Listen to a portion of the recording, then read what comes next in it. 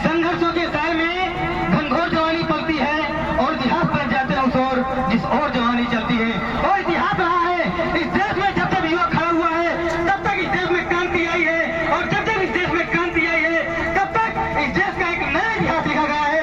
और भाई चंद्रशेखर आजाद जी के रूप में आज एक नया युवा आया है और आज भारत का एक नया इतिहास लिखा जा रहा है। नए इतिहास के रूप में हमारे बहुजन समाज को आगे लाने का हम लोग काम करेंगे। साथियों, बाबा साहब ने कहा था कि हम लोग इस देश के शासक हैं, और उन्होंने कहा था कि जाओ अपने घरों की दीवारों पर लिख दो कि हम। जय भीम। बाबा साहब को मानते कि नहीं मानते, ईमानदार से बताइएगा। कौन कौन बाबा साहब को मानता है? ईमानदारी से बोलिएगा। भाई दीपक, इनके फोटो ले लीजिएगा, मैं लोग सब कुछ चेक करूंगा। जय भीम। अभी नहीं आनंद आ रहा। खाए नहीं है क्या दीपावली के चक्कर में? एक बार तेजी से बोलिएगा, जय भीम। ये रही कोई बात, क्योंकि जब बाबा साहब के बच्चे दहाड़ते हैं ये धरती थर-थर कांपने लगती है, ये अमर आपका बिजली की तरह कड़कने लगता है। और आज ये जो कार्यक्रम हो रहा है ये भीम आर्मी के शेरों को कार्यक्रम हो रहा है, और यहाँ पर जो आवाज निकलती है वो शेरों की भात निकलती है। और आज यहाँ से जो आवाज जाएगी तो यहाँ से एक संदेश आ जाएगा कि आज यहाँ पर भीम आर्मी का कार्यक्रम हुआ है। साथियों, आपने अपनी बात को शुरुआत करने से पहले मैं नमन करना चाहूंगा करुणा के सागर तथागत गौतम बुद्ध जी के चरणों में नमन करना चाहूंगा। इस देश को संविधान देने वाले डॉक्टर अम्बेडकर जी के चरणों में और नमन करना चाहूंगा बहुजन समाज में जन्मे उन तमाम संतों और महापुरुषों को जिन्होंने इस बहुजन समाज को बढ़ाने के लिए दिन रात संघर्ष किया। जाति के नाम पर, धर्म के नाम पर हमारा लोग वोट लेने तो जानते हैं, लेकिन जब जातियों के ऊपर शोषण होता है, हमारे समाज के ऊपर शोषण होता है, तो कोई भी नेता, कोई भी संगठन, कोई भी पार्टी हमारे सामने कदापि नहीं, ना हमारे समाज से आवाज उठाने के लिए आगे आते हैं, सिर्फ और सिर्फ वोट के नाम पर आते हैं।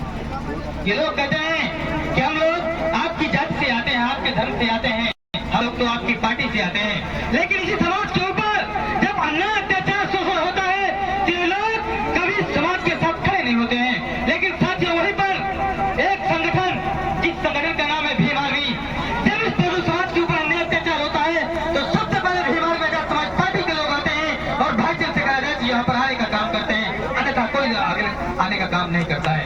और इस संगठन को हमारा आपका दायित्व बनता है कि मिलकर इस पार्टी और संगठन को हम लोग आगे बढ़ाएं, ताकि हमारे बहुजन समाज के ऊपर जो शोषण अत्याचार हो रहा है वो बंद हो सके।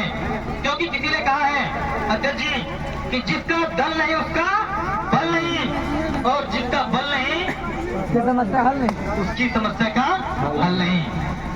और शायद इसीलिए आज हमारे ऊपर अन्याय अत्याचार होता है। आज जब हमारे ऊपर शोषण अत्याचार होते हैं तो जब हम लोग थाने पर जाते हैं तो हमारे लोगों को भगा दिया जाता है, वहां पर सुनने के लिए कोई तैयार नहीं होता है। लेकिन अगर वहीं पर भीम आर्मी के लोग पहुंच जाएं तो भाई साहब सीधा सीधा बोल देते हैं कि दरोगा जी ऐसा करो कि तुम हट जाओ यहाँ से, अब हम एसपी साहब से बात करेंगे।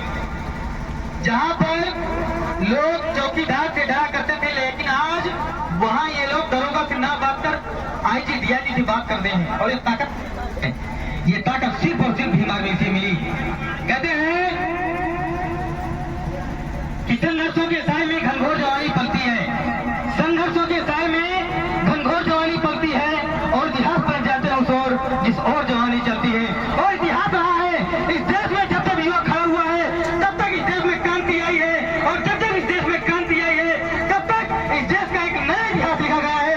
और भाई चंद्रशेखर आजाद जी के रूप में आज एक नया युवा आया है, और आज भारत का एक नया इतिहास लिखा जा रहा है।